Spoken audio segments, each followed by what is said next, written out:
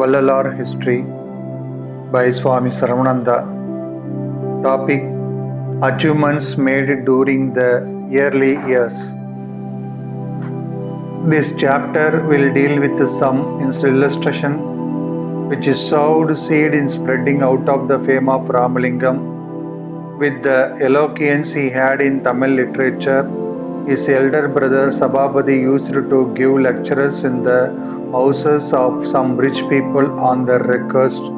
For this he used to receive some remuneration from them, and this added solace for his family. Thus Sabapati entered into a contract with a rich man at Chennai to give a series of lectures on Periya Puranam. This went on smoothly for some days.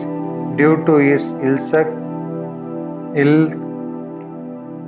luck, one day he was let down with the high fever and thus he could not keep up his program.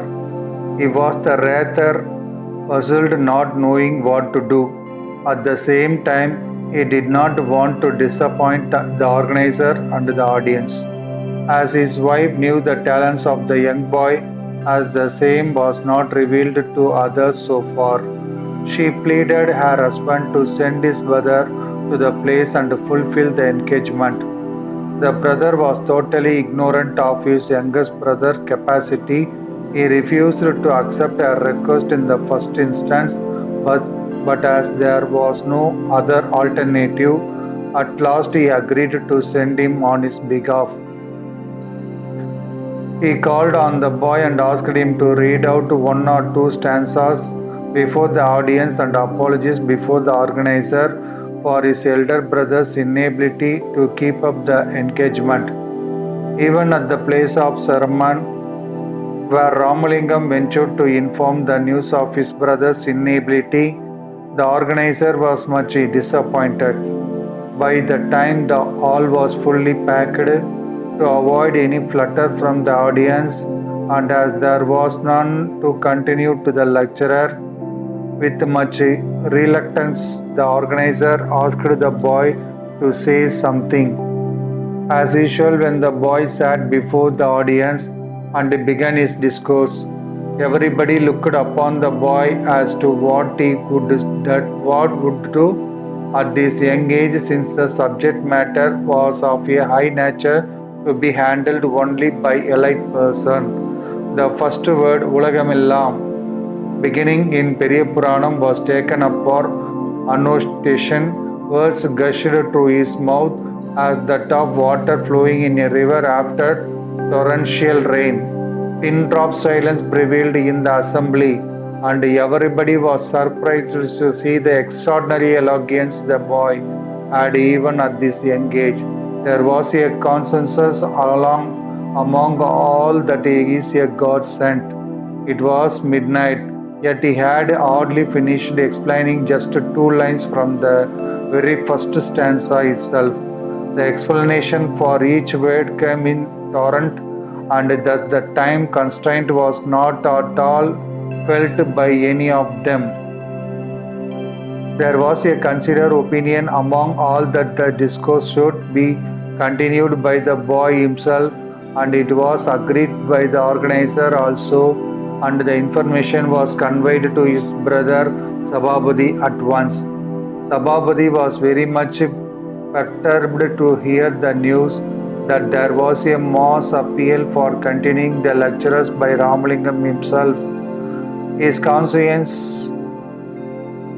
conscience pricked him and questioned himself as to how a boy who has not stepped into a school could give such astounding lectures.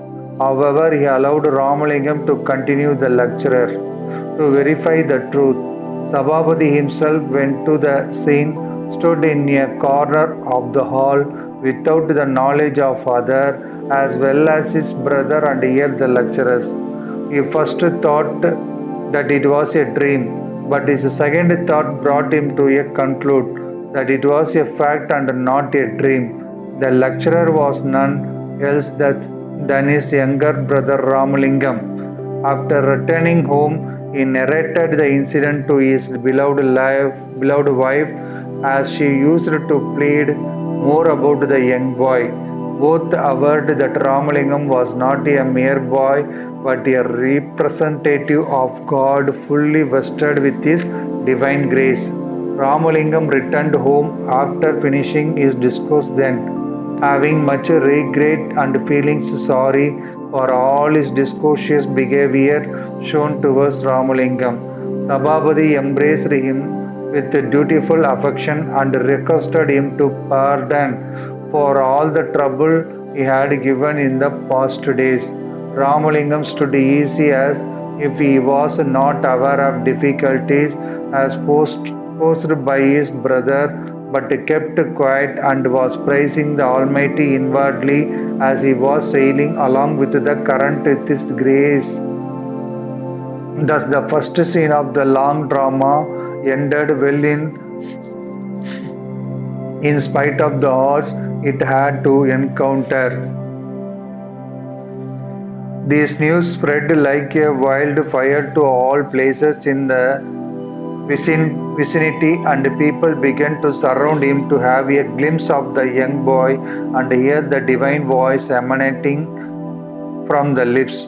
It was like those bees attracted by the sweet fragrance of the lovely flower encircling the latter. Eminent scholars and religious heads become student and discipline. Velayatha Mudaliyar of Tuluvarur, who as the head of Tamil literature in the Presidency College, Chennai, was the first to step in. Several others also followed suit, and they used to address him as Ramalinga Adigalar. It became his daily practice to go to Tiruvattriyur, which is situated about 8 kilometers from Chennai, and offer worship to the god he enshrined there.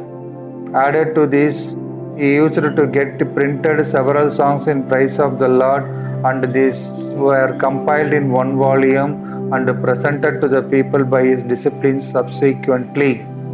Apart from the discourses and singing of songs towards the Almighty, he used to clear the doubts of those who came to see him with the sole intention that only deep meditation can bequeath them with the correct answer. From Chennai, he undertook the pilgrimage to holy shrines in the southern part of Chennai, and everywhere he went, he used to offer his prayers to the deity enshrined there by way of songs. The poems swelled in thousands, and all have been compiled in two volumes and presented to the world at a later stage. At last, he settled in a village, Karungudi, which is now about 10 kilometers from Neyveli. He continued there for about 9 years. Thiruvarutpa is a composition of 1,000 of poems, a small number in the prose form, the letters written by Adigalar to his discipline as a reply to their letter, and the prayers made before the Almighty in prose form have all been printed in two volumes and made available to the public. The second volume is the most important one, in as much well as all the experiences gained by the saint at a large stage have been brought out in detail only in this volume. Of the poems, the Wreath of Dispersion of Grace, Arulvilakkamalai, and the Wreath of Experience, Anubhavamalai, each containing 100 poems, are considered to be the vital part of the book Thiru Arutpa. We can know something about these poems in the subsequent chapters.